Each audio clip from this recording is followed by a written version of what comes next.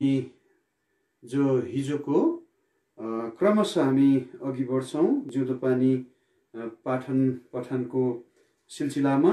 अनि आजको जो हाम्रो 41 अङ्कको आजको जो खण्ड छ हामी यसलाई क्रमशः अघि बढाउँदै लैजान्छौँ। त सर्वप्रथम हामी सानो प्रार्थना गर्छौँ अनि त्यस पछाडि हाम्रो पाठन क्रमलाई अघि बढाउँछौँ। परमेश्वर पिता धन्यवाद दिन्छौँ समय दिनुभयो।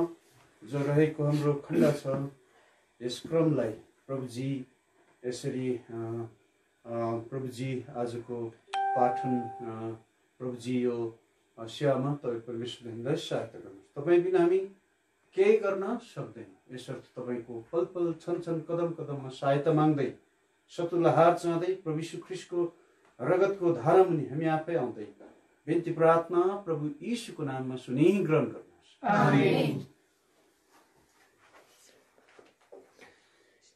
अब हामी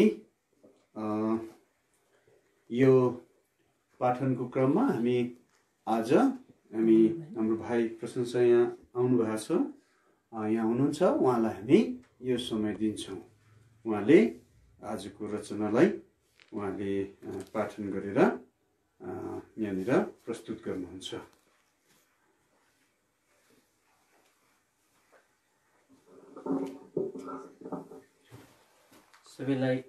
सबैलाई प्रभु यीशु ख्रीष्टको नाममा प्रेमी जयमसीकी जयमसी। यस अङ्कबाट मैले पाठन गर्न लागिरहेको शीर्षक छ विश्वासका योद्धा एल्डर पीएन नाम्च्यू। अनि यसको सम्पादकीय हुनुहुन्छ हेमलता एल्सदाई कालेबुङ। मान्छेको जीवन धेरै तितामिठा अनुभवहरू बटुल्दै तय गर्नुपर्ने एउटा लामा यात्रा। यो जीवन यात्रामा धेरैवटा अग्लो होचो उकाली ओह्राली अँध्यारो उज्यालोसँग अघि बढ्दै आफ्नो आत्मिक दौडलाई पुरा गरी सिद्ध्याउनु भए पश्चात यस संसारबाट सधैँको निम्ति बिदा लिई महिमित राज्यमा बोलावट हुनुहुने प्रभुका अभिषिक्त दास बडा पीएन नाम्च्यूलाई हामी सदैव स्मरण गरिरहनेछौँ। सुरुवात एल्सदाई मण्डलीका स्थापन कालका इतिहासका पन्नाहरू पल्टाएर हेर्दा हुँदी प्रभुका अभिषिक्त दास बडा पीएन नाम्च्यू सुरुका यस एल्सदाई मण्डलीका संस्थापक हुनुहुन्थ्यो।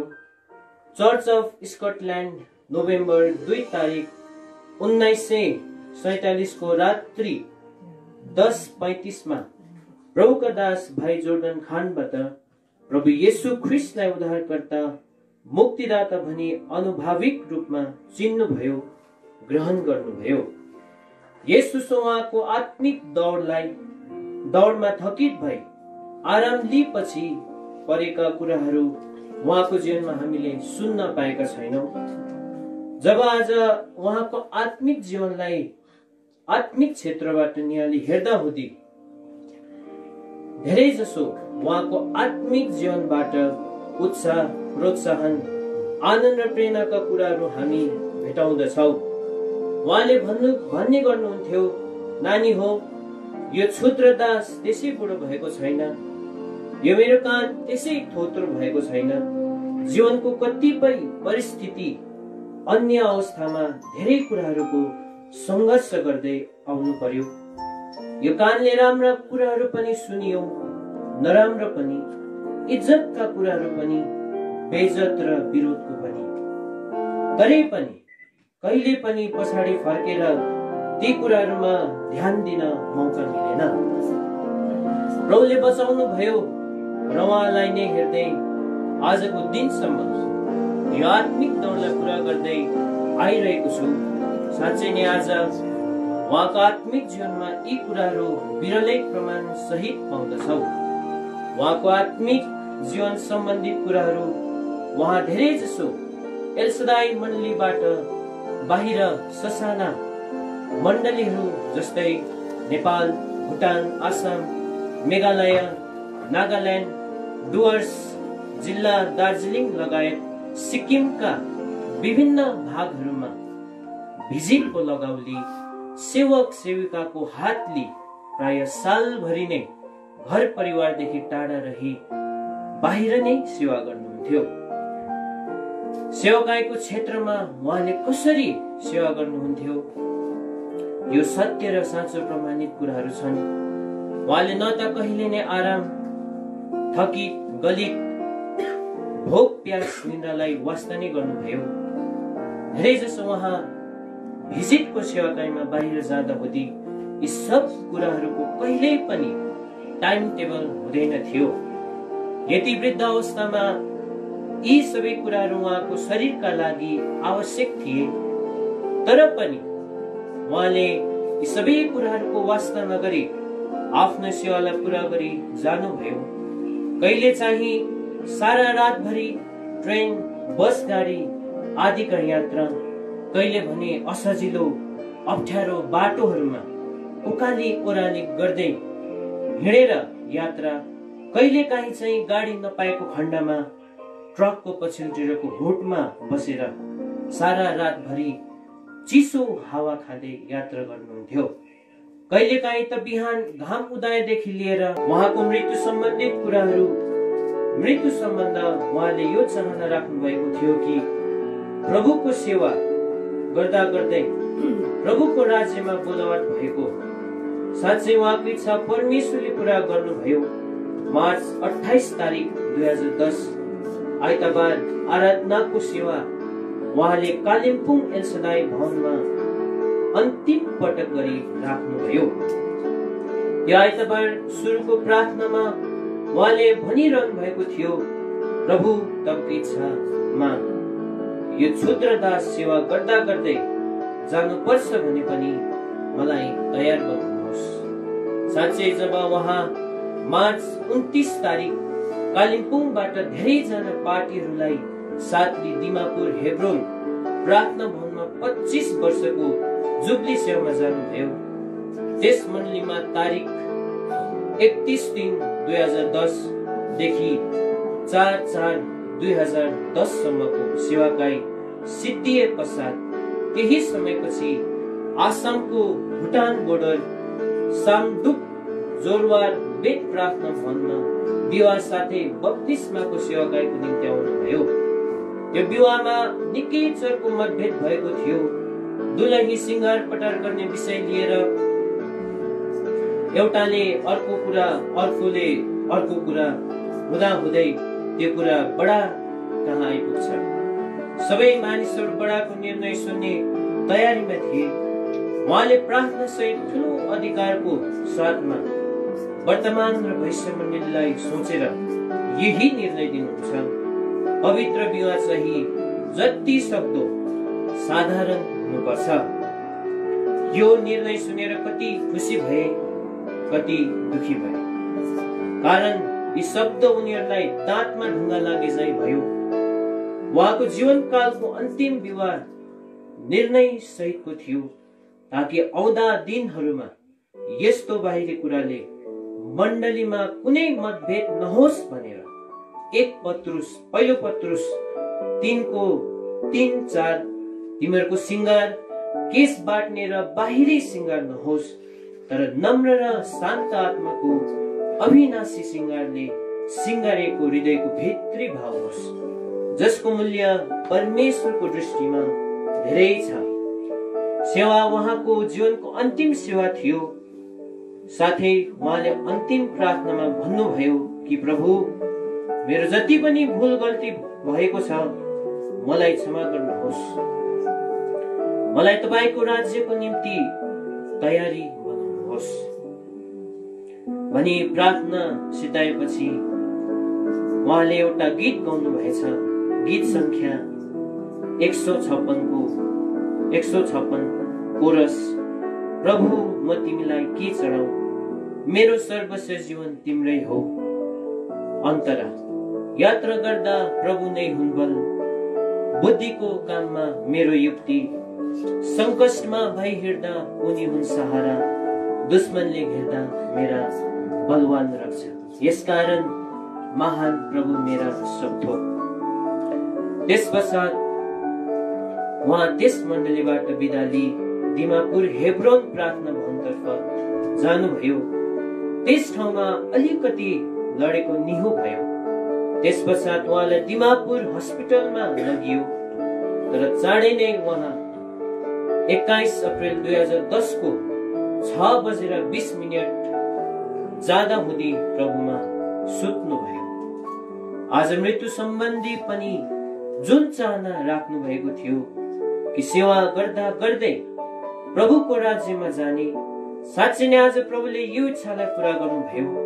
उहाँको विश्वासको आधारमा 22 अप्रिलको दिन उहाँको पार्थिव देहलाई हवाई जहाज मार्फत कालिम्पोङ ल्याइ पुर्याइयो। उहाँलाई श्रद्धाञ्जली चढाउन सारा सिक्किम, भुटान, नेपाल, मेघालय, नागाल्यान्ड, आसाम, डुवर्स र दार्जिलिङ जिल्लाको विभिन्न भागबाट सन्तगण आउनु भएको थियो। साथमा साउथबाट प्रभुका प्रिय दासहरू भाइ के फिलिप र भाइ लाजर सेन पनि आइपुग्नु भयो। सबै सन्तगणको हृदयमा सद्भावना र आँखा आँसुले रसिएको थिए। अनि धेरै प्रश्न पनि, किनकि अब कसले मण्डलीमा गएर भिजिट, शिक्षा, संगति, सान्त्वना दिने, यो रिक्त स्थान कसले पूरा गर्ने? यस्ता विभिन्न विचारहरू प्रकट गरिरहेका थिए। साँच्चै नै आज एल सदाई मण्डलीमा यस्ता गुण भएको विश्वासको योद्धा प्रभुको दासलाई यस संसारबाट गुमाएका छौं। उहाँको सम्झना आज एल सदाई भवनमा आउँदा हुँदै पनि सधैँ नै सेवक सेविकाको बस्ने ठाउँहरूमा एक फनकुमारी भिजिट गर्नुहुन्थ्यो। को कस्तो छ, बिरामी छ या छैन, यी अन्य कतिपय विषयमा सोधपुछ गर्नुहुन्थ्यो। साथै कोही बिरामी परेको खण्डमा उहाँले सोध्ने गर्नुहुन्थ्यो, के भयो, दबाई खायो या खाएन, डाक्टर कहाँ गयो या गएन। त्यसपछि उहाँले यति ढाडस साथ प्रार्थना गरिदिई हामीबाट बिदा दिनुहुन्थ्यो। उहाँको इच्छा यस्तो थियो, सेवक सेविकाले जति सक्दो अविवाहित रहेर परमेश्वरको सेवा गरेको उहाँ चाहनुहुन्थ्यो। उहाँको प्रार्थनामा सामर्थ्य थियो। कति सिकिस्त रोगीहरूले चङ्गाई पाएका छन्। आज यस्ता अगुवाहरूको ठाउँहरू खाली हुँदै गएका छन्। अब यस खाली ठाउँहरूलाई भर्नको निम्ति सारा मण्डलीका सन्तगणका प्रार्थना जारी रहनु परेको छ। आज उहाँले हर परिस्थितिजन्य अवस्थामा, साथै हुरी बतास आदि तुफानहरूको सामना गर्दै बलिदान पूर्वक आत्मिक दौडलाई पूरा गरी जानुभयो। विश्वासद्वारा जीवन व्यतीत गर्नुभयो। उनलाई हामी विश्वासको योद्धा, प्रभुका दास भनी सम्झना गरिरहनेछौँ। हिब्रू 10:38। सबैलाई जय मसीह। धन्यवाद।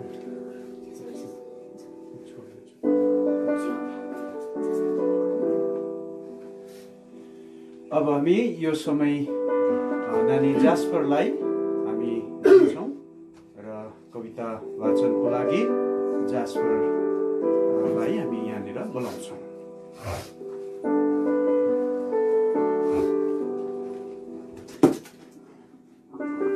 सबैजनालाई प्रेमी जय मसीह। आज म तपाईँहरूको अगाडि एउटा कविता आवृत्ति गर्न गइरहेको छु अनि यसको रचनाकार हुनुहुन्छ आदरणीय अनुप बस्नेत, दोतानदुले, नेपाल। स्मृतिमा पञ्चनाथ नाम्छु, जानै पर्छ सबै अवश्य पनि हो, छोडेर संसार यो पुग्ने चाहिँ कमै हुँदो रहेछ नि स्वर्गको राज्य त्यो। धोइ माग्नु सबै ती पाप तिमीले, जान्छौ भने स्वर्गमा, बाटो छैन नि यीशु बेगर यहाँ अर्को कतै धरतीमा। आत्मिक जीवनमा नि उबाटै पायो शिक्षा हामीले, छाडेका छन् हामी माझ नमुना पञ्चनाथ नाम्चुले। साह्रै मोह भया म त ती उनको एकै वचनले पनि, माया राखी बुझै बक्सनु हो अज्ञान हाम्रो भनी। व्यवस्था गरी आफ्नो चाहिँ अरूकै गर्यो फिक्री उन्नति, सिकायो दुःखमा बटुल्न यसरी आत्मिक त्यो सम्पत्ति। दायित्व बुझी कर्तव्य कसरी हो निभाउन थाहा दियो। प्रभुकै पदमा हिँडिरहनु पनि सिकाइ अर्ती दियो। त्यो मिठो रसिलो खुल्ला र कसिलो मुहार ज्योति थियो। त्यही ज्योति बिना आज कसरी हो जिउन नै गाह्रो हो। पुग्नुभयो सब दौड पूर्ण गरी त्यो स्वर्गको राज्यमा। बस्ने सदा हामी माझ पनि यस स्मृति मस्तिष्कमा। धन्यवाद।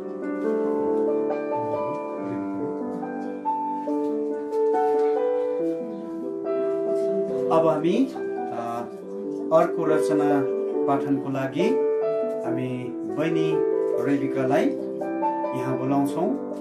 यहाँ बोलाउँदछु अनि यो समय उहाँलाई।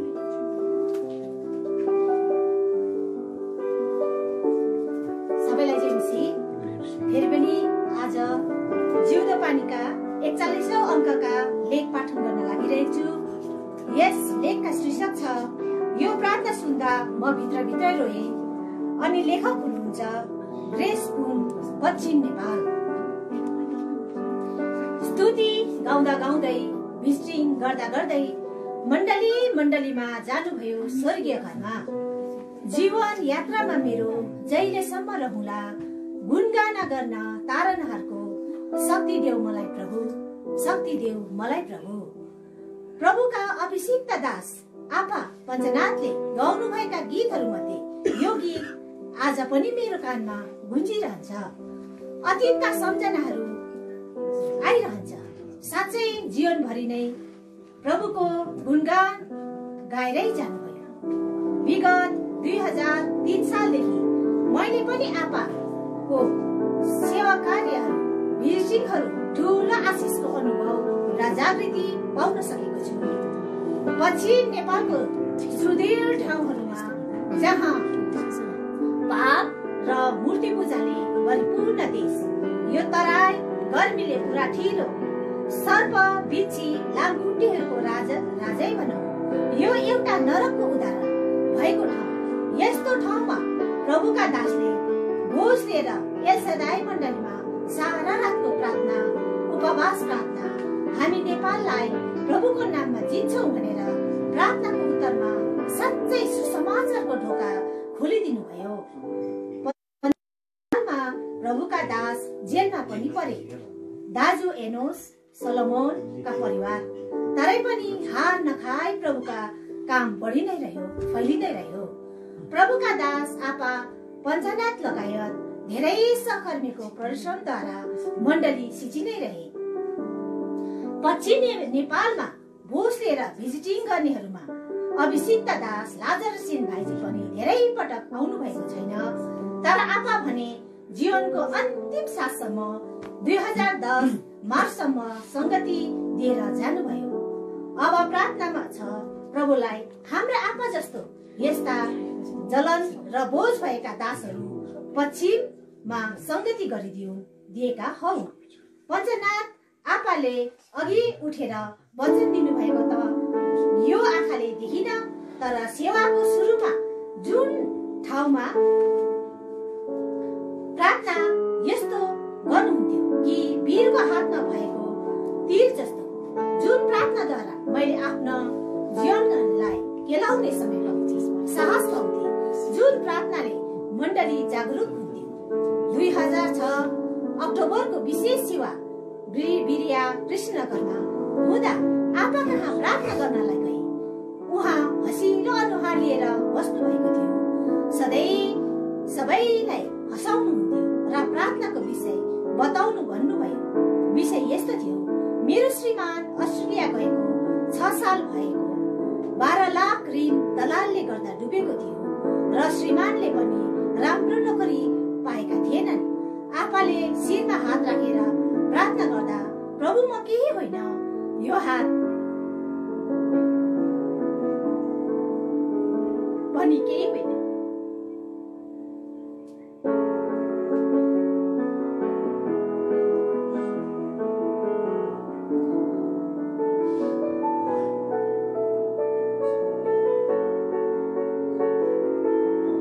तपाईको हात उसको साथमा रहोस्, छोरीको समस्या हल गरिदिनुहोस्। यिनको श्रीमानको कुराको समय छ, उनलाई ऋण दिने पनि समय दिनुहोस् भनेर ठुलो बोलसँग प्रार्थना गरिदिनु भयो। यो प्रार्थना सुन्दा म भित्रभित्रै रोएँ। मेरो जन्म दिने बाबुलाई यो बोझ थिएन, बोझ भएर पनि यो गर्न विश्वासीलाई ढुङ्गालाई भनेर पनि सुन्दैन। जिउँदो प्रभुलाई चिनेको भएको म एक्लो रहेछु। मण्डली र आत्मिक बाबाहरू धेरै रहेछन्।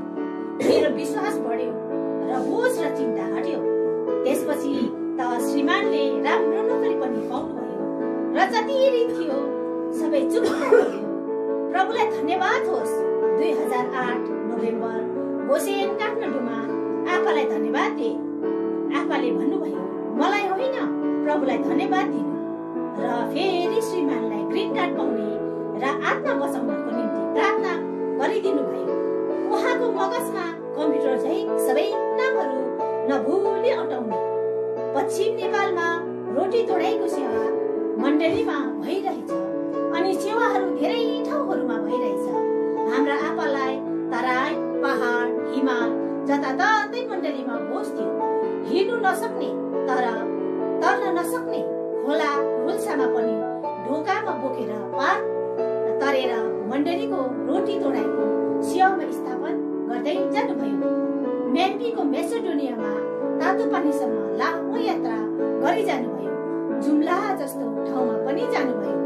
मेरो एउटा इच्छा थियो, मेरो श्रीमानले प्रभुलाई पाएर आपासँग भेटाउने, तर आपाले आफ्नो आत्मिक यात्रा पूरा गरिसक्नुभयो। एक दिन प्रार्थनाको उत्तरमा आपाको आत्मिक आँखाले स्वर्गमै देख्नेछन्।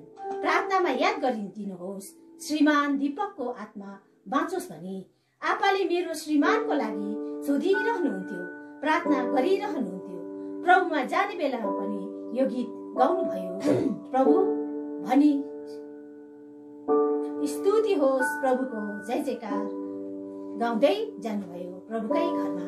धन्यवाद।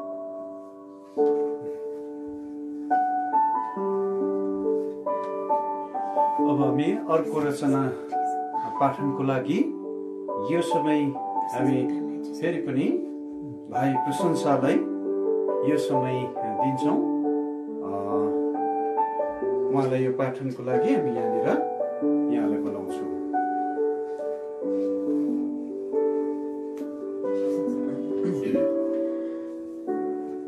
फेरि पनि प्रभु यीशुको नाममा सबैलाई जन्मिसके। यस रचनाबाट मैले फेरि पनि पाठन गर्न लागिरहेको अङ्कको शीर्षक छ प्रभु तिम्रो स्पर्श पाएर साफ साफ म यहाँ देख्न सकौँ। अनि यसको लेखक हुनुहुन्छ मुकुल तामाङ, बेथेस्दा खरसाङ। यस स्तुतिको धुन उद्धार पाउन अघि पनि सुनेको थिए।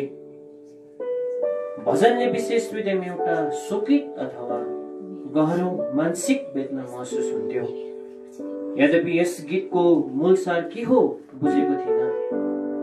कनान, गेहजी, देमास कुन चरीको नाम हो थाहा थिएन।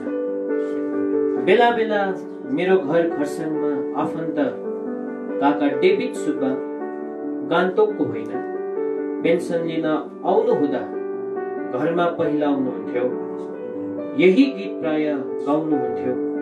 साथै उहाँको घर सिलगढी प्रधान नगरमा जाँदा पनि यो गीत गाउने गर्नुहुन्थ्यो।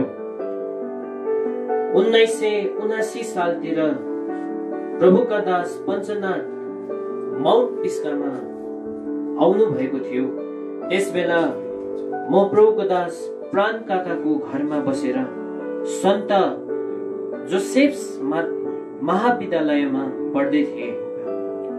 त्यसबेला प्रभु येशूलाई भर्खरै ग्रहण गरेको थिए। त्यसबेला एलिसाका विषयमा वचन दिनुहुँदा देमासको अर्थात् व्यर्थको लौकिक संसारको रहेछ भनी बुझे। यस स्तुतिको आत्मिक मिठास बुझ्न सके। सन् 1978 मा एलसदाई कालेबुङ महासभामा पहिलो पल्ट अनि 19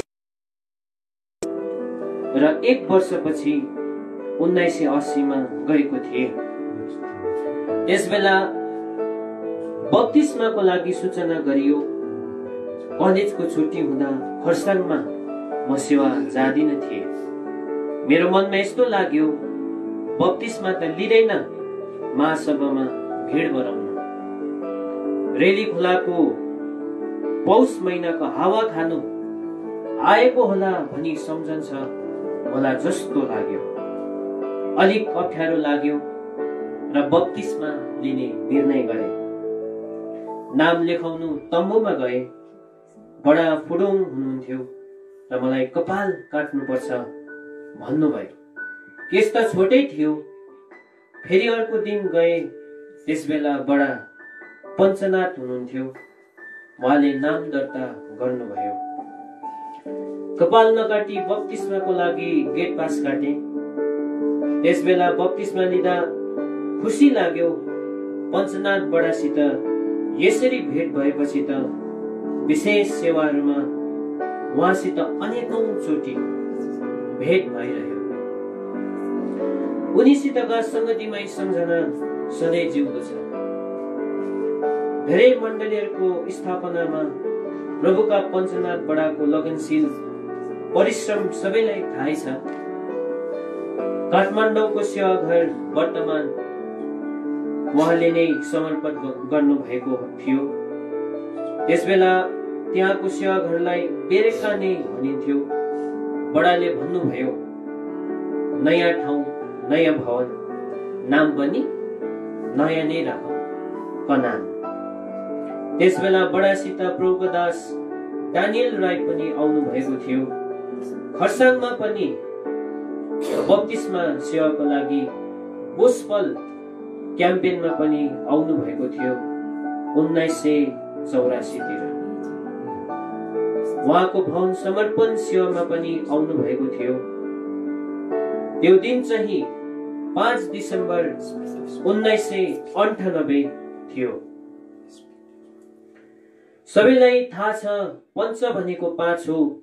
यहाँमा साँच्चै यी 5 आत्मिक वरदान योग्यताले सम्पन्न हुनुहुन्थ्यो। प्रेरित प्रचारक, भविष्यवक्ता गोठाला, पञ्च प्रदेशको प्रवर्तक ठहराइनुभयो। दार्जिलिङ जिल्ला, सिक्किम, नेपाल, भुटान, उत्तर पूर्वेली राज्य, नागाल्यान्ड, मणिपुर, हिमाचल प्रदेश, आसाम सत्य मण्डलीको एकीकरण कायम राख्न धेरै जटिलता विरोध झेल्नुभयो। उहाँलाई आत्मिक पेन्टागोन भन्न सुहाउँछ। बडाको झोला बोकिदिने सेवा गर्न पाइन, तर एउटा 5 औलाको सेवा गर्न पाए। एकपल्ट गुवाहाटीमा हुँदा सेतो मच्छरले टोकेर भने निकै सिकिस्त हुनुभयो। त्यसबेला सिलगढीको नर्सिङ होममा राखेको बेला भेट्न जाँदा कतिजना प्रार्थना गरेर जानुभयो। बडालाई ढाडमा असजिलो भएछ र कनाउन लगाएको थियो र सन्चो मान्नुभयो। बडा जस्तै उमेरमा पनि बोध सामर्थको साथ गाउनुहुन्थ्यो। सेवा सकेर उहाँले गाइरहनु भएको स्तुति भजनहरू यिनै हुन्। जय होस्, जय होस् प्रभुको, यीशुको, यहोवा अनुग्रहमै सर्वशक्तिमान प्रभु, रगतको दाम दि आफ्नै बनाए हामीलाई। प्रभुमा हामी पनि यस्तै प्रभु येशूका विश्वासयोग्य विनम्र पात्र बन्नको लागि उहाँले एउटा स्तुतिबाट सन्देश उपदेश छोड्नु भएको छ।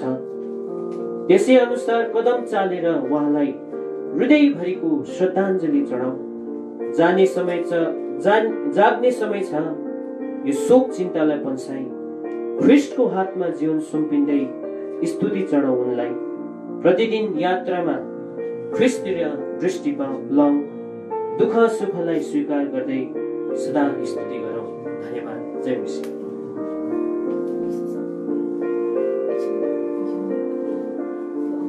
यस पाठन क्रममा अब हामी यहाँ बहिनी सलोमी राईलाई हामी यहाँ बोलाउँछौँ।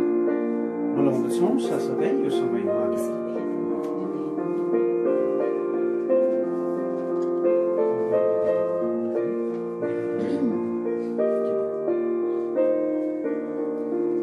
सबैलाई जय मसीह। आज फेरि पनि म तपाईहरूको अगाडि एउटा अर्को लेख पढ्न लागिरहेछु। यो चाहिँ पाठकीय माग अनुसार पुनः प्रकाशित रहेछ।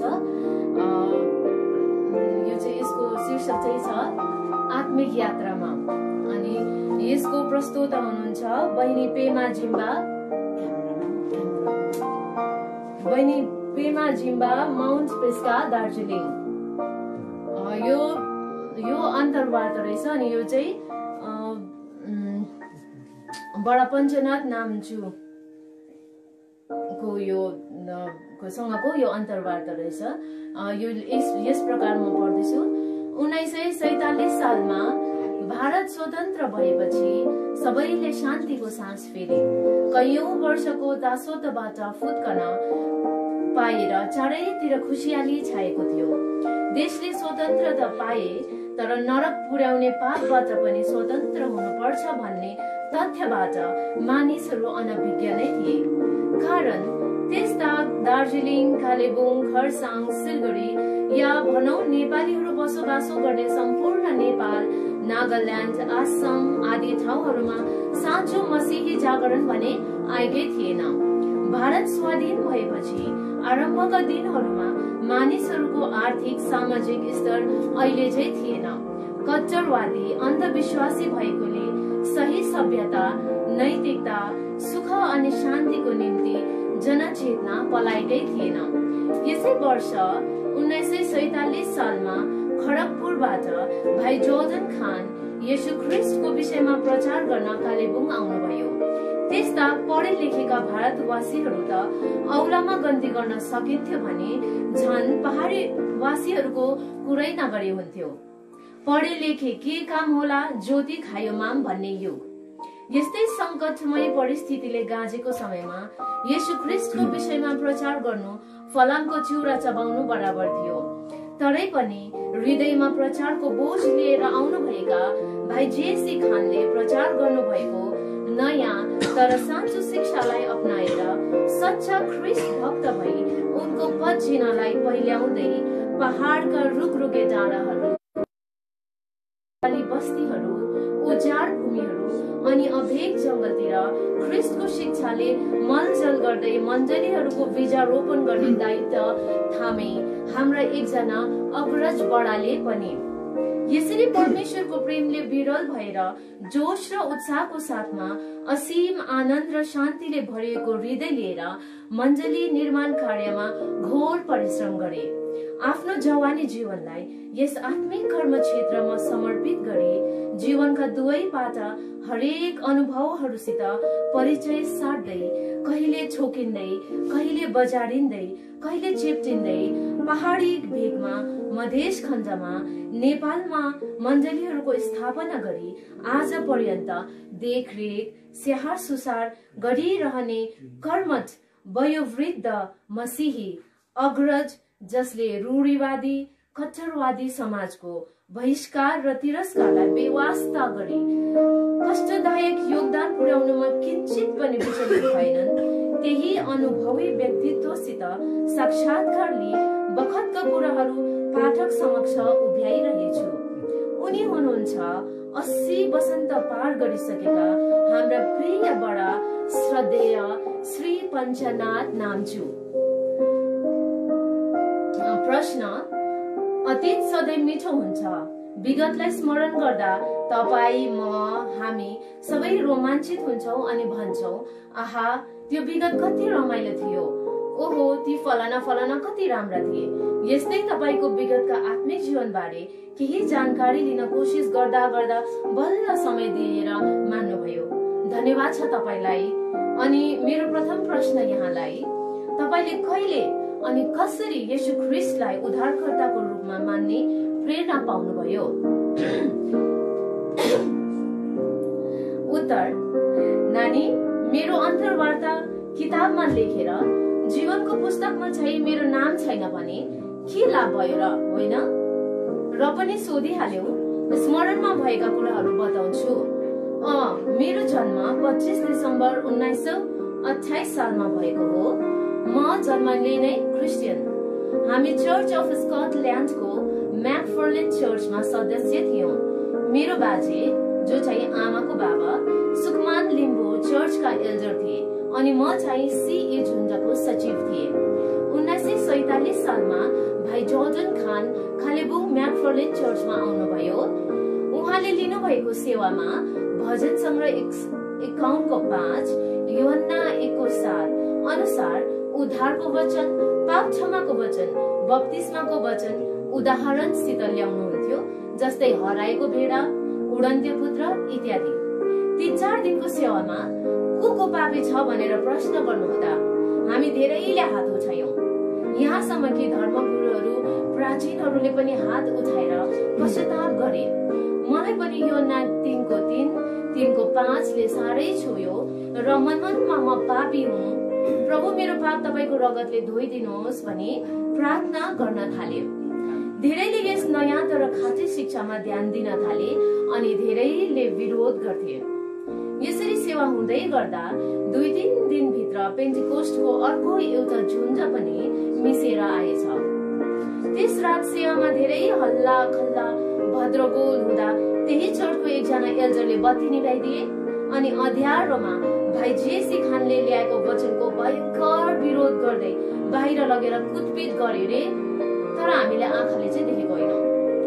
त्यस दिनदेखि यो सेवालाई उहाँको निम्ति बन्द भयो। यसो हुँदा धेरै मिसन कम्पाउन्ड भित्र बस्ने शिक्षक अनि अन्य विश्वासीहरूले ठोकर खाएर फर्किगए। अब हामी लगायत धेरै मिसन कम्पाउन्डमा रहेका जागरुक विश्वासीहरू फेरि म्याकफर्लेन जान चाहेनौं। घटना घटेको तेस्रो दिनमा दाजु भिक्टोर प्रधानको हृदय प्रभुले छोइदिनुभयो। उहाँले 10.5 माइल खालेबुङ आफ्नो घरमा सेवाको निम्ति भाइ जोर्डन खान परिवारलाई निम्तो दिनुभयो। त्यसपछि मुठीभरकाहरू मिलेर उहाँको घर, जसको नाम भाइ जेसी खानले यहोवा निस्सी राखिदिनुभयो, त्यही सेवा गर्न थाल्यौं। लगभग 2 वर्षसम्म यहोवा निस्सीमा सेवा गर्यौं। त्यही नै प्रथम पवित्र महासभा पनि सम्पन्न भयो। त्यसपछि सन् 1949 सालमा 16 रेरी रोड अवस्थित टासी पेम्पा हिस्सेको घर भाडामा लियौं। प्रभुका दास भक्त सिंह भाइले यस घरको नाम एल सदाई राख्नुभयो। अब अर्को प्रश्न, बडा, तपाईले पनि लामो आत्मिक यात्रा हिँडेर यहाँसम्म आइपुग्नु भएको छ। अवश्य पनि यस जिन्दगीको मिठासपन, अभाव र संघर्षमय जीवन जिउनु भयो। ती मध्ये हामीले थोरै सुनेका छौं अनि धेरै हामीलाई थाहा छैन।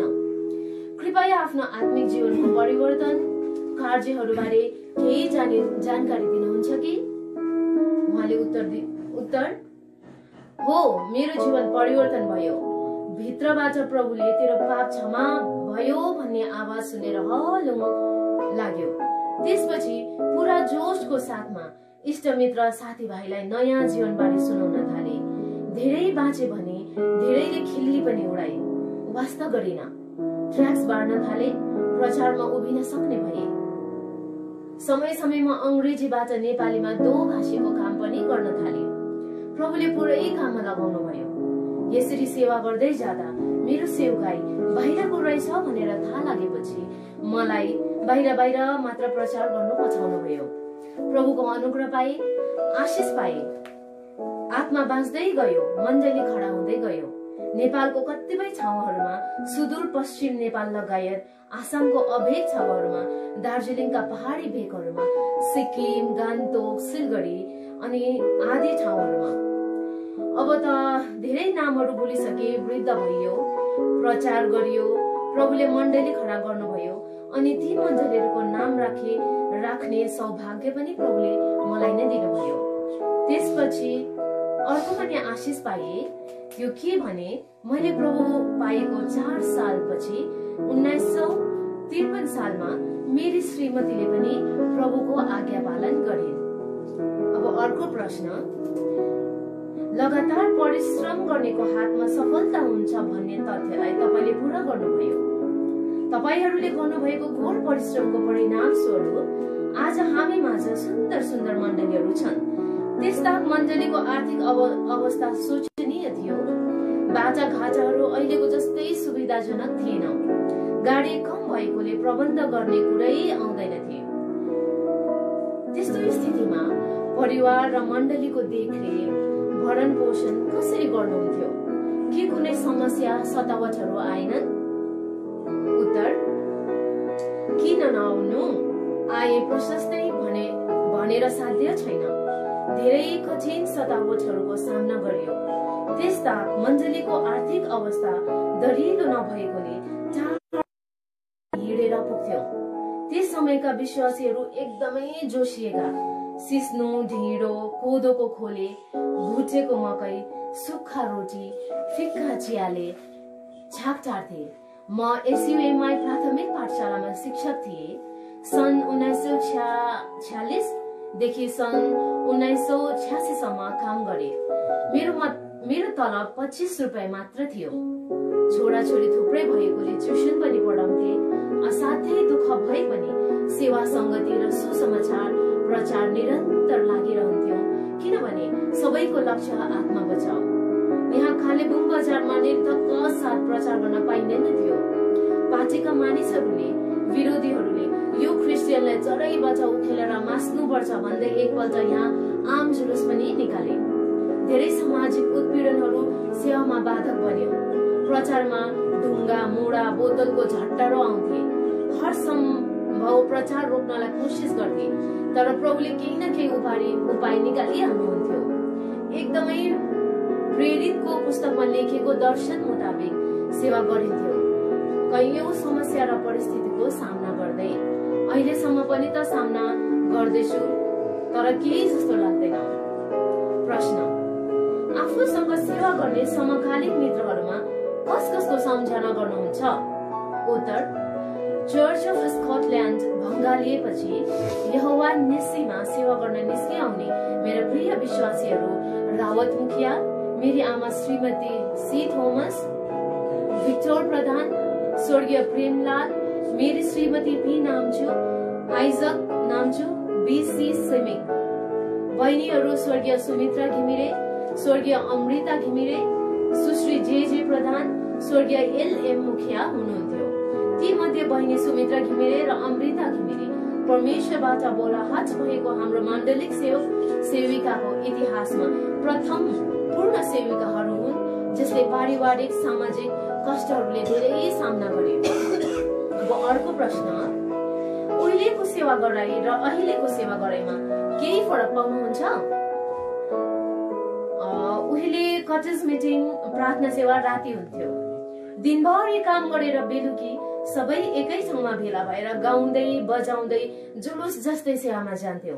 घरहरू एकदमै टाढा टाढा भएकोले निकै हिँडेर यात्रा गर्नु पर्थ्यो। साँझ 5 बजे सुरु भएको सेवा लगभग 10-12 बजी सकिन्थ्यो। राति 8 बजे सुरु भएको सेवा भालेको दागसम्मै हुन्थ्यो। प्रार्थना सेवामा भेला भएका सबैले प्रार्थना नगरिन्जेलसम्म सेवाको अन्त गरिँदैन थियो।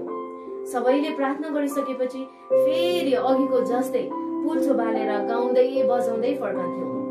अहिलेको सेवा दिउँसो हुन्छ अनि अलिक छोटो पनि हुन्छ कि क्या हो? उहिले हामीले आफ्नो प्रार्थना सकेर अहिले जस्तै जुरुक्क उठेर जान पाइँदैन थियो। जे होस्, राम्रो लाग्छ। उहिले हामी सेवा गर्दा आफ्नो छेउमा बस्नु भएको कान्छा छोरालाई देखाउँदै यी नानीहरू थाक्थे, अहिले वृद्ध भएर उनीहरूको सेवा गराइले म थाक्छु। अर्को प्रश्न, अहिलेका युवा पिढीलाई के सुझाव दिनुहुन्छ?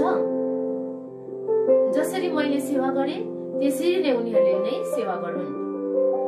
अर्को प्रश्न, अन्तिम प्रश्न सोच्छु बडा, यति लामो संघर्ष गर्दै सुख दुःख, हर्ष विषाद, रोग विश्राम, थकान, हाँसो आँसु प्रत्येक क्षणको सामना गर्दै यहाँसम्म आइपुग्नु भयो।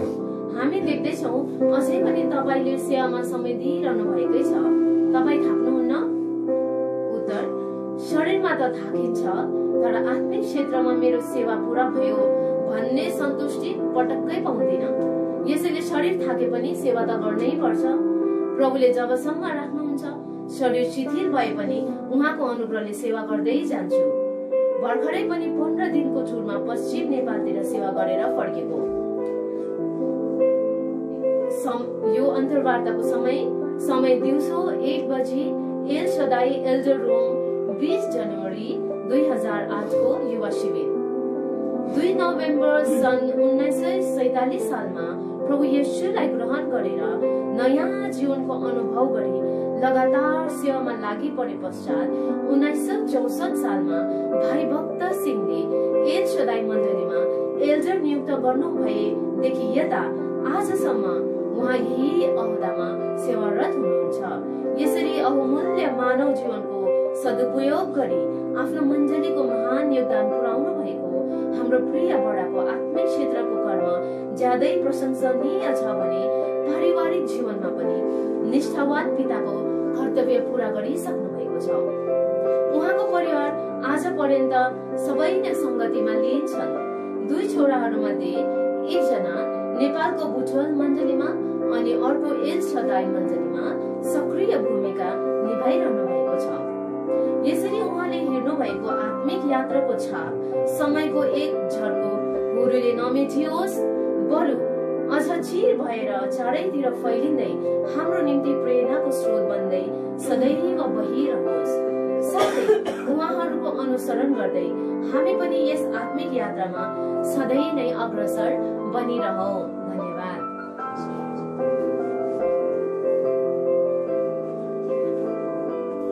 अब हामी अर्को रचना पाठनको लागि हामी यहाँनिर हाम्रा बहिनी रेबिकालाई यहाँलाई बोलाउँदछु र उहाँलाई यो समय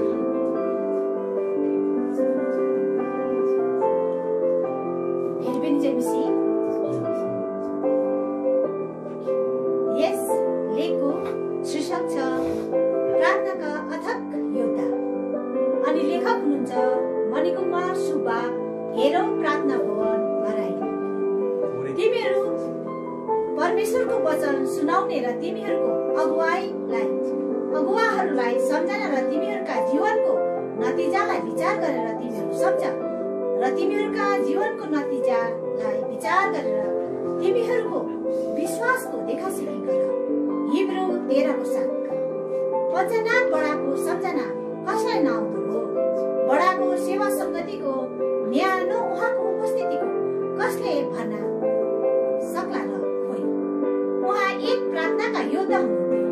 हुन त कति उहाँको प्रार्थना लामो भयो भनेर गनगनाउँथे भने कतिले निन्द्रा पुर्याउँथे, कतिचोटि एक्लै पनि पर्नुहुन्थ्यो।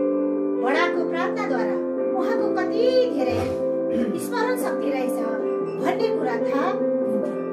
प्रार्थनाको रहस्य जन्नलाई एक शब्दमा कति गहिरो रहस्य प्रकट हुन्छ, तर नबुझ्नेलाई घुँडा दुख्छ, हाय आउँछ। प्रार्थनामा ठोस प्रकारको वस्तु पेश गर्नै पर्छ। बडासँग केही साल पहिला बडासँग केही पल संगति गर्न पाएको कारण उहाँको प्रार्थनाको जीवनद्वारा मैले 2वटा कुरा सिक्न मौका पाए। पहिलो, ठोस प्रकारको प्रार्थनाको विषयमा प्रेस गर्नुहुन्थ्यो। यदि कसैले बडा भाइको लागि प्रार्थना गरिदिनुहोस् भन्दा बडाले यसरी सोध्नुहुन्थ्यो, भाइको नाम के हो, के भयो अथवा कहाँ जाँदैछौ? यसरी बडाले सबभन्दा पहिला प्रार्थनाको विषयमा पत्ता लगाउनुहुन्थ्यो। दोस्रो, बडाले प्रार्थनामा वास्तविक सत्यतालाई पेश गर्नुहुन्थ्यो। कतिले दायाँ बायाँ हेरेर यसै टाढी पठाउने प्रार्थना गर्छन्, तर बडाको प्रार्थना त्यस्तो हुँदैन थियो। प्रभुजी यस जग्गामा यस्तो गडबडी अल्मलिन्दा कुराहरू थियो। भाइको चिन्तामा अमेल, तर तपाईँ सबैलाई मेलमिलापमा ल्याउनु भयो, त्यसको लागि धन्यवाद छ प्रभुजी। 2005 मा मेरो छुट्टीको अवधिमा बोसेन काठमाडौँमा बडालाई भेट्ने मौका पाएको थिएँ। दशैं तिहारको अवधिमा बोसेन सालोम एल बेतेल विशेष सेवाका आयोजित गरेको थियो। सबै जग्गामा पहिला बडालाई प्रार्थना गर्न लागियो। मलाई चाहिँ बडाको प्रार्थना नै सुन्ने ठुलो इच्छा थियो। यस्तो इँटा बिछ्याएर गाह्रो लगाउँदै जस्तो मिठो आवाज भनी पुच्छाको कान कतिपय उहाँका शब्दहरू गुन्जिरहेका छ। 2008 मा बढी छुट्टीको अवधिमा बडासँग धरान सियोनमा भेट्ने अवसर पाएको थिए। 26 नोभेम्बर जसो एबेनेजर तरारामा आफ्ना सामानहरू राखेर बडालाई भेट्न सियोनमा पुग्यो। उहाँले प्रार्थनामा गरिदिनुभयो। 27 तारिक बाङ्गे इमाउसमा बत्तीसमा सेवा आयोजित गरिएको थियो। म र विजय दाजु चाहिँ बडालाई प्रार्थना गरी मागेर साँझमा नै बाङ्गे पुग्यो। बिहान एसबी दाजु र बडा आउनुभयो। त्यसपछि बडाले प्रार्थना गरिदिनु भएपछि सेवाकाई सुरु भयो। यति राम्रो सेवा भयो कि त्यो दिन 25 जना नानीहरूसँग केही वृद्ध आमा बाबाहरू पनि बत्तीसमा लिनुभएको थियो। अनि 28 तारिक प्रकाशपुर पालियममा पनि एक दिन विशेष सेवा आयोजित गरिएको थियो। प्रकाशपुर पालियममा चाहिँ मैले बडाको प्रार्थना रेकर्ड गर्न पाएँ। त्यो उहाँको आवाज घरिघरि ड्युटीमा सुन्ने गर्छु। बडो आनन्द लाग्छ। उहाँको बोझ, जोस, जलन साथै उहाँका यति गहिरा आत्मिक शक्तिलाई प्रकट गर्दछ। क्षणमा कहिले काहीँ यसरी बडाको छेउमा संगति गर्ने अवसर पाएकोमा आफैलाई बडो गर्व लागेको छ। यो सबै योजना र प्रबन्ध प्रभुकै थियो। यसकारण हिब्रू 13 को 7 पढ्दै जाँदा बडो गम्भीर लाग्यो। उहाँले छोड्नु भएको नमुना र विश्वासको अनुसरण गर्नै पर्छ। साँच्चै नै बडाको सेवा, भक्ति, प्रार्थनाको बोझ साथै प्रभुको जनहरूको निम्ति प्रभुसँगको उहाँको प्रार्थना सुन्दा सारा संसारै गुन्जमान भएको अनुभूति हुन्छ। अहिले पनि कतै आसपासमै हुनु भए चाहिँ अनुभूति हुन्छ। यो 21औं शताब्दीमा पनि बडा जस्तो निर्मल, निश्चल, कोमल माया बोकेका कतै भेदभाव नराख्ने प्रार्थनाका योद्धाहरूको अत्यन्तै आवश्यकता छ। प्रार्थना गरौँ प्रभुले वर्तमान मण्डलीलाई यस्तै सेवकहरूको प्रबन्ध गरिदिनु।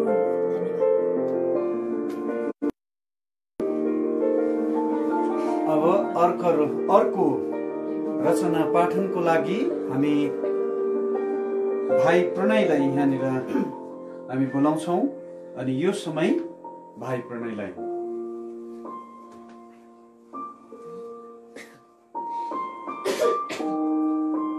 सबैलाई प्रेमी जनसी,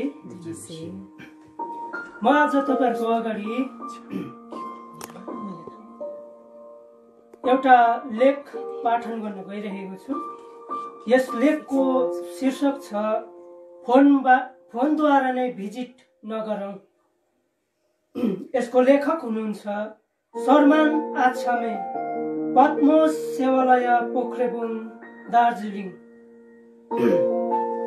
किरिङ किरिङ किरिङ फोनको घन्टी बज्न थाल्छ।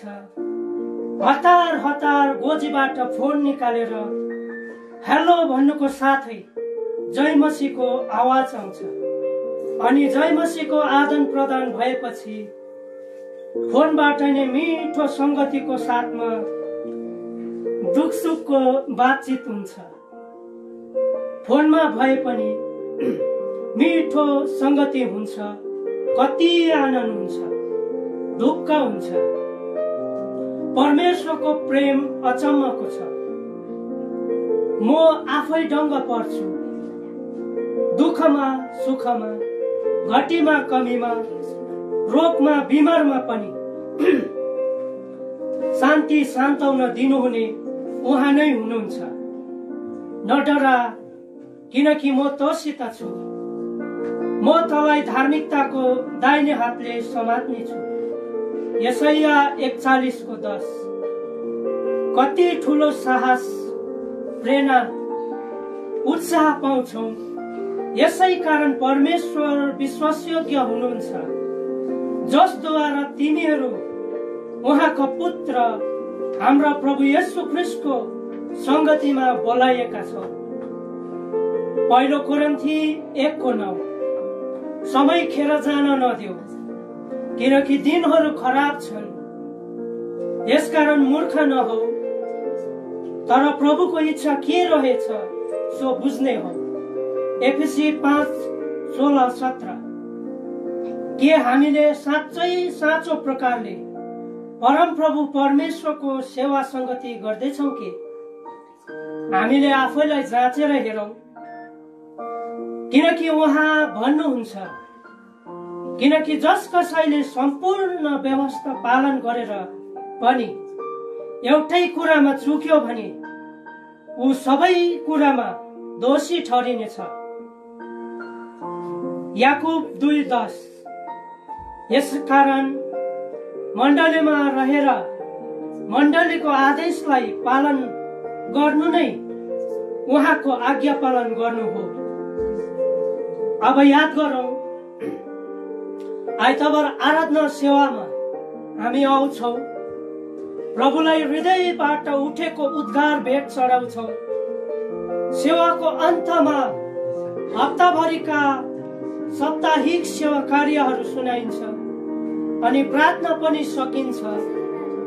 हप्ताको सेवा सुनेर मङ्गलबार प्रार्थना भनिएको हुन्छ, तर प्रार्थनामा थोरै मात्र देखा पर्छ अनि बुधबार संगति अथवा कुनै सेवा राखिएको हुन्छ। तर घरेलु सेवा भनेपछि त काटाकुटुक भेला हुन्छ अनि अरू दिन चाहिँ प्रभुको इच्छा भयो भिजिटिङ भनिएको हुन्छ। यो आज हराएर जाँदैछ। समय पनि त्यस्तै नेटवर्कको जमाना भएकोले विश्वासीहरू साह्रै अल्छे देखिन्छ। गाउँ बस्ती कमानमा बसिसकेपछि कति कुराको असुविधा त हुन्छ नै, तर ठाउँमा त गाडी पनि जाँदैन, कति गए फर्कन सकिँदैन। यसै कारण भिजिट गर्न छाडिहाले। टाढो केही विश्वासी दाजुभाइ दिदी बहिनीहरू आएर प्रार्थना गरिदिन्छ।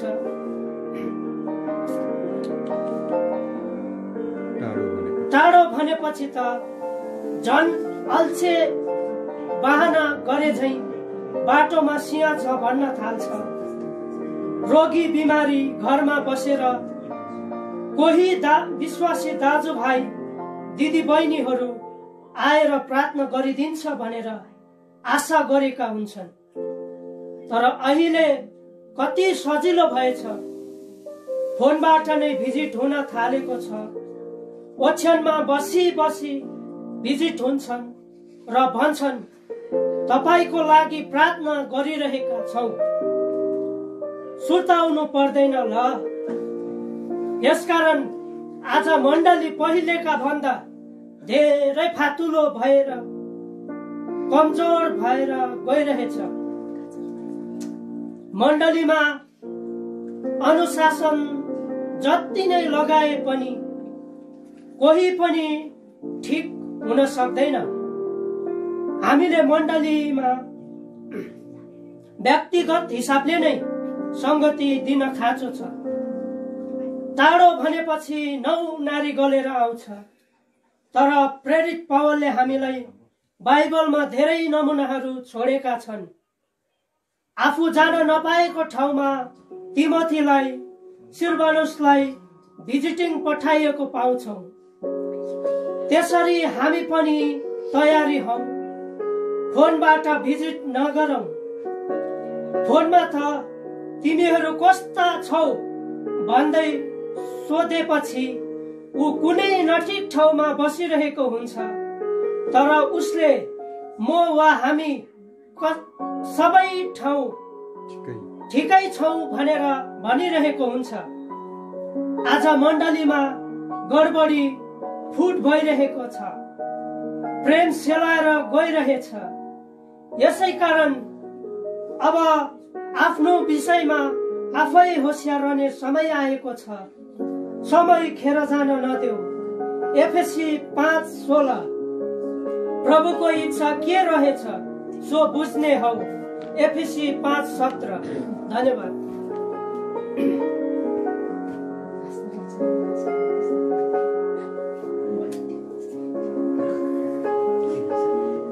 अब हामी अर्को रचना लिएर विशेष म स्वयंआफै यहाँ आएको छु। साथसाथै यो रचना अथवा यो लेखलाई तयारी गर्ने हुनुहुन्छ पूर्ण समय सेवक भुटानबाट हुनुहुन्छ। उहाँ हुनुहुन्छ एमबी प्रधान, जो अहिले भुटानमा सेवारत हुनुहुन्छ। अनि उनी इमाउस पासाका भुटानमा हुँदाखेरि उहाँले यो लेख तयार गर्नुभएको रहेछ। भुटान जस्तो देशमा जुन प्रकारको अवस्था भए तापनि यसरी जिउँदो पानीको यो जिउँदो पाइपहरू त्यहाँनिर हामी पाउँछौँ अनि जसबाट यसरी जिउँदो पानीको फ्लोराहरू निस्केको हामी पाउँछौँ। त उहाँले यसरी लेख्नु भएको एउटा रचना छ। यस रचनाको शीर्षक छ आत्मिक दौड जमाना बदलेको जस्तो होइन। वर्तमान इसाई जगतमा भइरहेको कृत्रिम परिवर्तनलाई अब हामी के भनौं? किन अनि कहिलेदेखि यस्तो भइरहेछ? प्रेरित पावलले फिलिपी 2:12 पद अनुसार मण्डलीलाई पत्र लेख्दा यस प्रकारले लेख्नुहुन्छ, यसकारण मेरा प्रिय भाइहरू हो, जसरी तिमीहरूले सधैँ आज्ञा पालन गरेका छौ उसरी नै मेरो उपस्थितिमा मात्र होइन तर मेरो अनुपस्थितिमा झन बढ्ता गरी डराउँदै र कामदै आफ्नो मुक्तिको काम पूरा गर।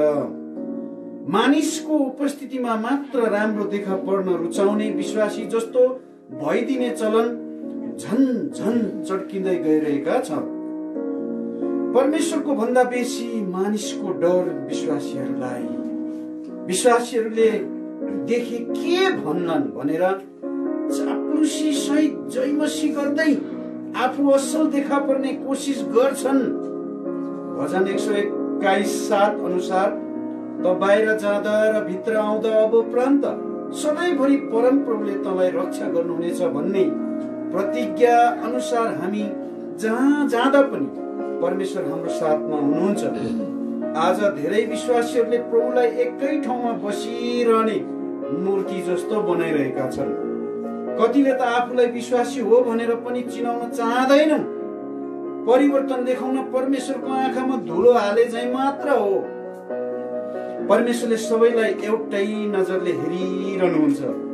परमेश्वरको वचनले त सफासँग बताइदिएको छ, दाजुभाइको लुगा दिदी बहिनीले लगाउनु हुँदैन। व्यवस्था 22:7 यस्ताहरूलाई त परमेश्वरले घृणा गर्नुहुन्छ।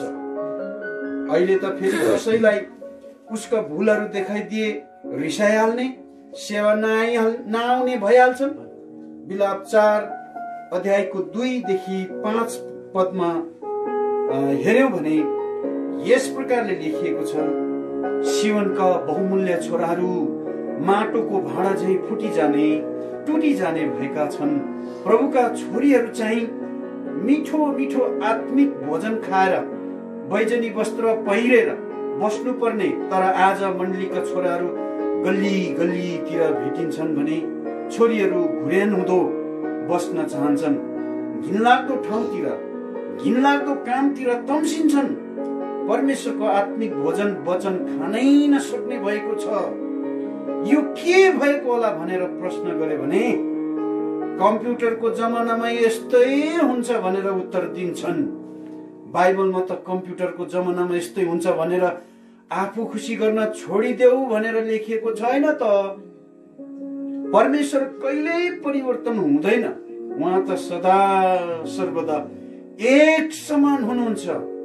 मालकीको किताब 3:6 हिब्रूको पत्र 13:8 हामीले कम्प्युटरद्वारा उद्धार पाएका होइनौं। त्यसलाई हामी काममा लगाउनु पर्छ, तर त्यसले हामीलाई काममा लगाएर दास बनाउनु हुँदैन। हामी पापी छँदा प्रभु येशू ख्रीष्टको रगतले हामीलाई किन्नु भएको हो अनि उहाँकै रगतद्वारा छुटकारा दिएर उहाँको सन्तान पनि बनाउनु भएको हो। यसकारण हामी अबदेखि उसो कुनै पनि संसारिक कुराको दास नबनौ। चाहे खानु नपाउने जमाना आओस्, तर कसले हामीलाई ख्रिस्टको प्रेमबाट अलग पार्न सक्छ र? यदि धर्म मात्रै बदलेको छ तर हृदय बदलेको छैन भने वर्तमान संसारले हामीलाई फसाउँछन्। हाम्रो लक्ष्य थमिल्याउन सक्छन्। घरिघरि कम्प्युटरको जमाना हो, दुनियाँ कहाँदेखि कहाँ पुगिसके भनेर सोच्छौं भने सायद हाम्रो जीवनमा साँचो उद्धार आएको छैन कि? यसकारण यस्ता अलमलाउने पाप र बाधा दिने कुराहरूलाई पन्साउँदै निशानातिर दगुरौं। हिब्रूको पत्र 12 अध्यायको 1 पद। एमबी प्रधान, इमाउस पासका भुटान। हवस्, धन्यवाद।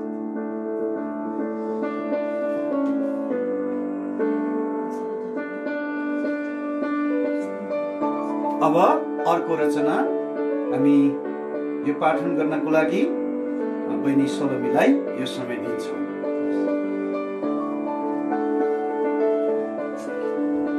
सबैलाई जय मसीह। यो अब आजको यो जुदोपानी 41औं पूर्णाङ्कको यो अन्तिम सायद यो लेख हो।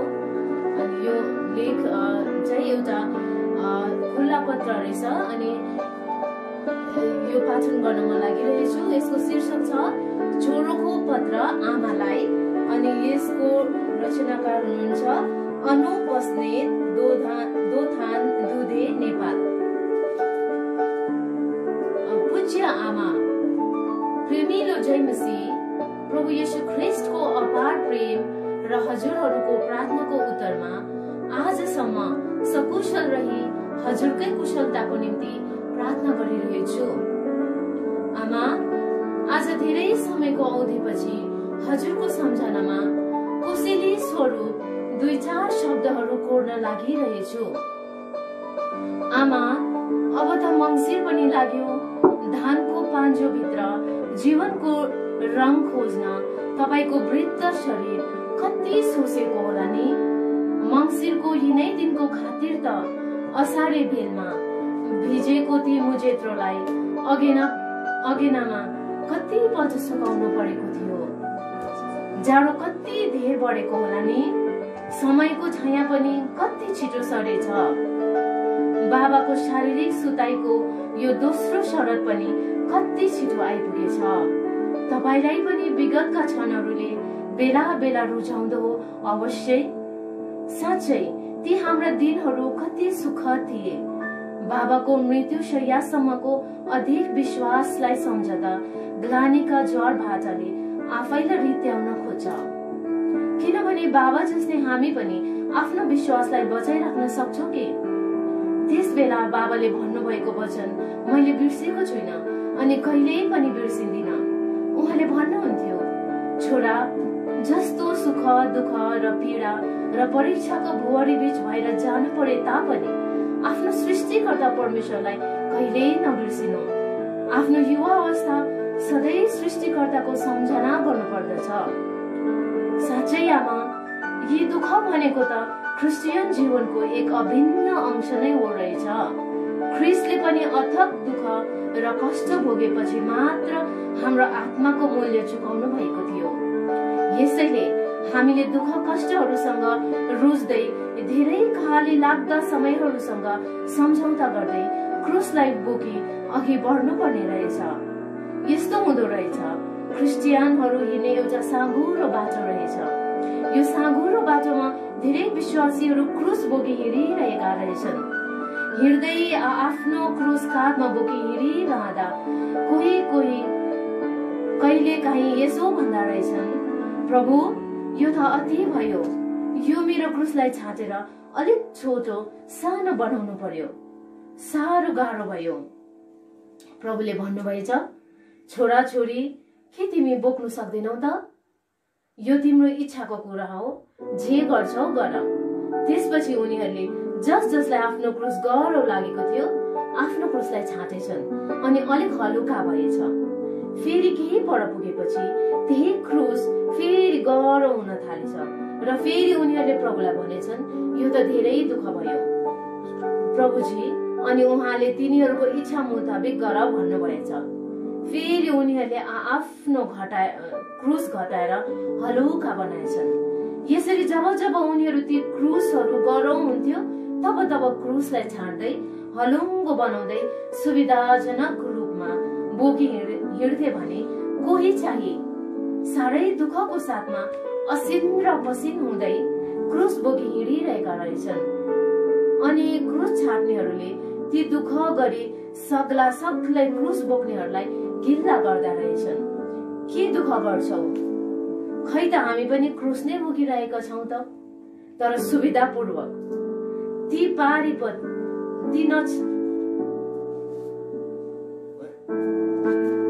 ती नछाटेका क्रुस बोक्नेहरूलाई दृढता साथ क्रुस बोकिरहेछन्। अनि कालान्तरमा जब स्वर्गीय राज्य नजिकै आइपुगे, पारिपट्टि स्वर्ग पनि देखिन थाल्यो अनि सबैजना खुसी हुन थाले। धेरै नजिक पुगेपछि ठुलो खाल्डो रहेछ। त्यो खाल्डोबाट तल नर्क रहेछ भने खाल्डो तर्न साथ स्वर्ग पुग्दो रहेछ। त्यहाँबाट तर्नको निम्ति प्रत्येकले बोकेको आफ्नो क्रुस तेर्साएर पारिपट्टि महिमे देशमा जानु पर्दो रहेछ। जससँग दुःखको साथमा बोकेका ती नछाटिएका सक्ला क्रुसहरू थिए, ती तेर्साएर पारिपट्टि गएछन् अनि स्वर्ग देशमा प्रवेश गरेछन्। तर जसले आफ्नो क्रुसलाई छाड्दै सुविधाजनक रूपमा बोक्दै आएका थिए, उनीहरूले त्यहाँबाट तर्न आफ्नो क्रुस राख्दा उनीहरूका क्रुस त छोटो भएछ र उनीहरूलाई तरेर स्वर्ग देश प्रवेश गर्न असम्भव भयो। अनि उनीहरूलाई त्यही खाल्डोभित्र आगो र गन्धको झिलभित्र हालियो। उनीहरूले स्वर्गको देशमा प्रवेश गर्नदेखि वञ्चित हुन पर्यो। आमा, मैले यही उदाहरणबाट थाहा पाए, स्वर्गीय राज्यको भागीदार हुने हो भने हामीले पाएका दानहरूलाई अवहेलना नगरी पहिलो तिमोथी 5:14 अनुसार दुःख र कष्ट साथ भए पनि जस्तो सुकै परिस्थितिमा भए पनि क्रुस बोकी हिँड्ने पर्ने रहेछ। यसैले दुःख त क्रिस्चियन जीवनको एक अभिन्न अंश नै रहेछ। साँच्ची नै अनेकौं कुराहरूको बहाना गरेर क्रुसलाई छाड्नु हुन्न रहेछ, किनकि बाइबलमा भनिएको छ, व्यर्थका कुराहरूमा ध्यान नदेऊ। तीतस 3:9-12, रोमी 13:16। बाबाले गवाईमा भन्नुहुन्थे नि, तपाईहरूले भर्खरै ख्रिस्टको शरणमा परेको बेलामा कोही क्रिस्चियनहरूले भन्ने गर्थे, खै त हामी पनि विश्वासी नै हौ त, अलिअलि खाँदैमा के हुन्छ र? के आज पनि यस्तै प्रकारको उपनाम गरेका विश्वासीहरू हाम्रै वरिपरि छरछिमेकीमा पनि अनगिन्ती छन्? उनीहरूले यसरी नै आफ्नो क्रुसलाई छाटेर हल्का बनाएर बोक्न चाहन्छन्, समय अनुसार सुविधाजनक रूपमा बोक्न चाहन्छन्। तर के उनीहरूको यो अधुरो क्रुसले त्यो परम धामसम्म पुर्याउला र? निखुर अनन्त जीवनको सूत्र चाहने मानिसले यी कुरा सोच्नु आवश्यक देखिन्छ। आमा, हामी साँच्चै नै यस संसारमा हिलो भित्र फुलेको कमलको फूल चाहिँ फुलिरहनु छ।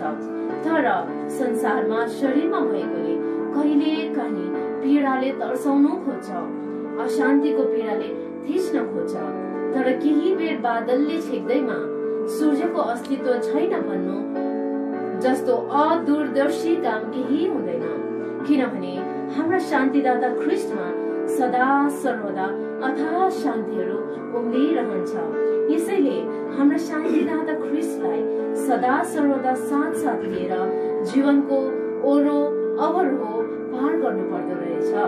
जस्तो सुकै परिस्थितिको ओझेल पर्नु परे तापनि क्रुसलाई चाहिँ छाट्ने वा घटाउने काम गर्नु नहुँदो रहेछ, नत्र त हामी त्यो अनन्त निराशबाट वञ्चित हुने रहेछौँ।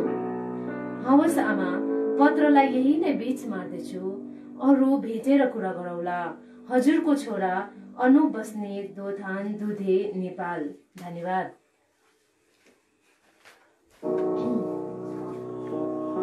अब यो पूर्णाङ्क 41 मा पाठक प्रतिक्रिया लेख्ने यहाँ भाइहरू हुनुहुँदो रहेछ। अनि एकजना भाइ पुरानो योजन दोहा कतारबाट उहाँले लेख्नु भएको थिएछ। त्यो समयमा उहाँले यहाँनिर मण्डलीलाई धन्यवाद सहित यो जिउँदो पानीको पाठ प्रतिक्रिया यसरी लेख्नु भएको छ।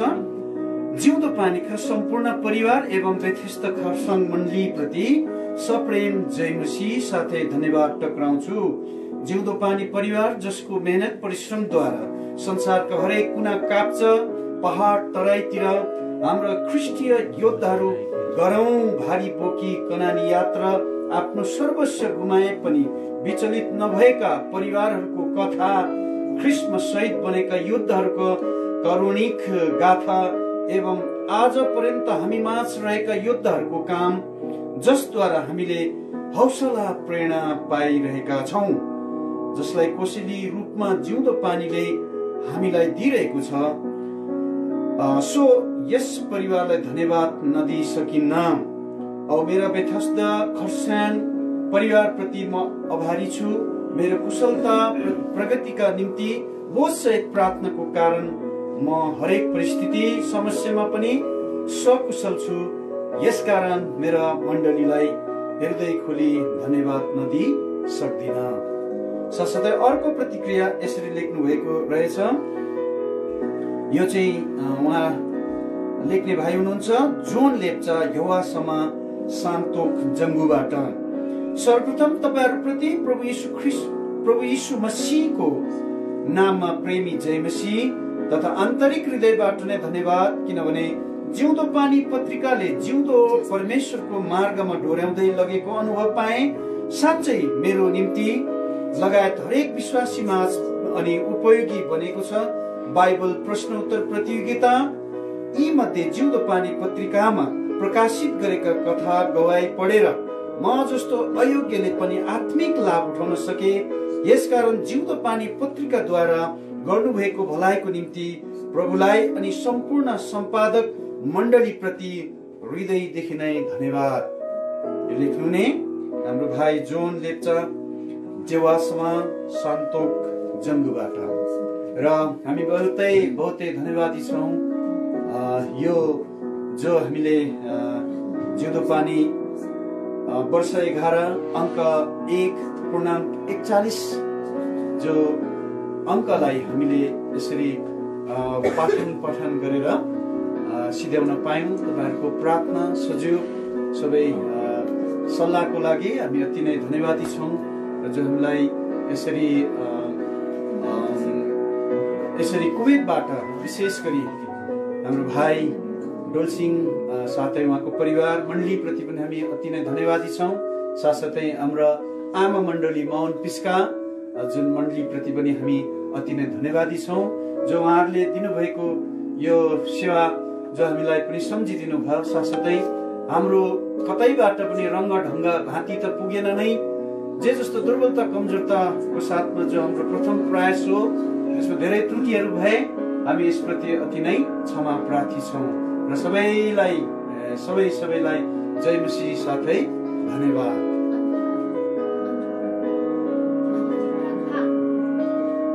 अब हामी आखिरी प्रार्थना गरेर हामी छुट्टिन्छौँ।